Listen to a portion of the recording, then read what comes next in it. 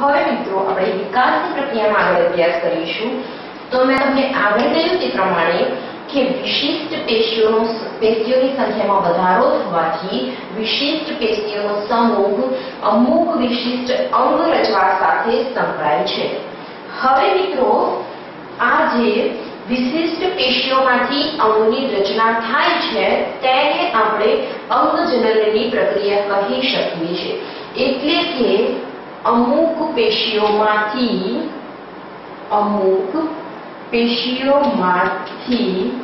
અંગની રચના રચવાની ઘટનાને અંગજનન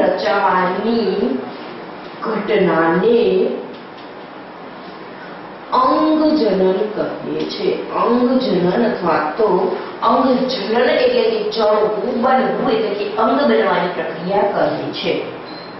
હવે મિત્રો આપણે આગળ જોઈશું કે અંગોની સંખ્યામાં પણ વધારો થવાથી વિશિષ્ટ અંગો ભેગા મળીને એક અંગતંત્રની રચના કરે છે। અંગોની સંખ્યામાં વધારો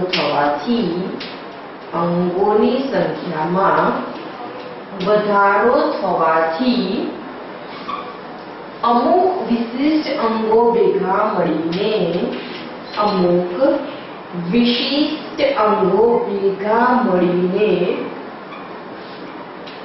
અંગતંત્રની રચના કરે છે।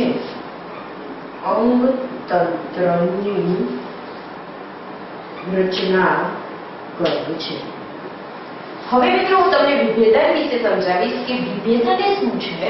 તો સૌપ્રથમ આપણે જોઈએ કે કોષોનો જે સમૂહ હતો તે ભેગો થઈને આપણે પેશી બનાવી મતલબ કે તે વિભેદન પામ્યા વિશિષ્ટ કાર્ય કરવા માટે અથવા તો વિશિષ્ટ કાર્યને અનુલક્ષીને। ત્યારબાદ જે પેશીઓનો સમૂહ હતો તે પેશીઓનો સમૂહ જ નથી રહ્યો પરંતુ તે ભેગો થઈને તેમાંથી અંગની રચના કરે છે મતલબ કે તે અંગમાં વિભેદન પામે છે। તો મિત્રો આ જે વિશિષ્ટ કોષમાંથી અંગ અથવા તો અંગતંત્ર બનવાની જે પ્રક્રિયા છે તે વિભેદનની પ્રક્રિયા દ્વારા થાય છે તેવું આપણે કહી શકીએ છીએ। કારણ કે અંગોનું વિભેદન થાય છે એકમાંથી બીજામાં ટ્રાન્સફર થાય છે કોષો। પેલા કોષો હતા તે વિભેદન પામીને પેશી બનાવે છે અને પેશી વિભેદન પામીને અંગ બનાવે છે અને અંગો વિભેદન એટલે કે અલગીકરણ પામીને અંગતંત્ર બનાવે છે। તો મિત્રો આપણે કહી શકીએ કે કોષોથી અંગતંત્ર બનવા સુધીની રચના વિભેદનની પ્રક્રિયાથી થાય છે। કોષોથી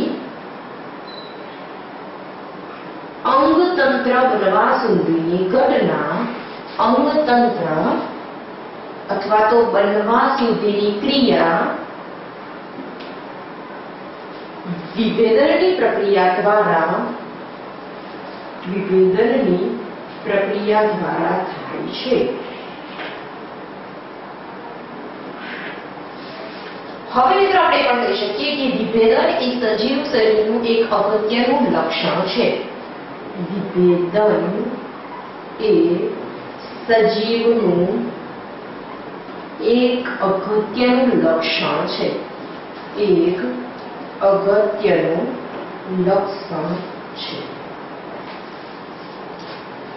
તો હવે મિત્રો આપણે જોઈશું કે વિભેદન વિશે અલગ નથી વાત કરવાની સજીવના લક્ષણમાં પરંતુ વિકાસ એવી જ રીતે થાય છે કે વિભેદન પામે છે ત્યારે વિકાસ થાય છે। માટે આપણે અંદર જ જોઈ લીધું કે વિભેદન એ સજીવનું એક અગત્યનું લક્ષણ છે।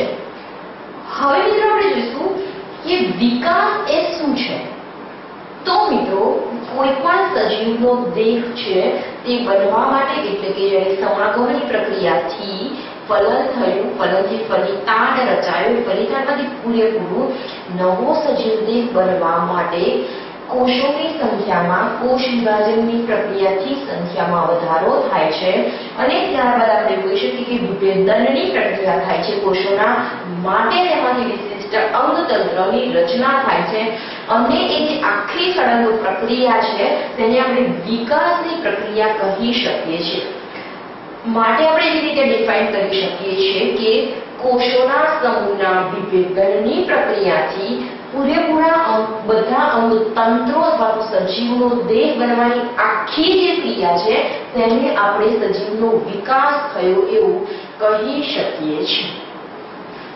હવે મિત્રો વિકાસ અને વિભેદન વિશેનો ખ્યાલ અલગ જ છે કે કોષમાંથી પેશી, પેશીમાંથી અંગ, અંગમાંથી અંગતંત્રો જે બને છે એ રચના વિભેદનની પ્રક્રિયા કહેવાય છે.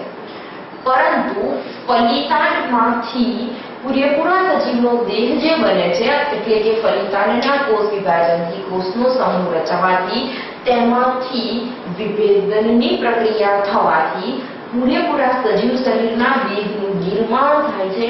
તે આખી ક્રિયાને આપણે ફલિતાંડના વિકાસની પ્રક્રિયા કહી શકીએ છીએ. તો હવે મિત્રો હું તમને વિકાસ વિશેનો ખ્યાલ આપીશ. તો હવે મિત્રો આપણે વિકાસ વિશેનો અભ્યાસ કરીશું કે વિકાસની ડેફિનેશન શું છે અને ત્યારબાદ આપણે વિકાસ અને વૃદ્ધિના ડિફરન્શિએશન વિશે ભણીશું. ત્યાં સુધી તમને ખ્યાલ આવી ગયો કે વિભેદન એ શું છે અને વિકાસ એ શું છે. તો એ વિકાસની ડેફિનેશન ભણીશું સૌપ્રથમ, ત્યારબાદ વૃદ્ધિ વિશેની ડેફિનેશન.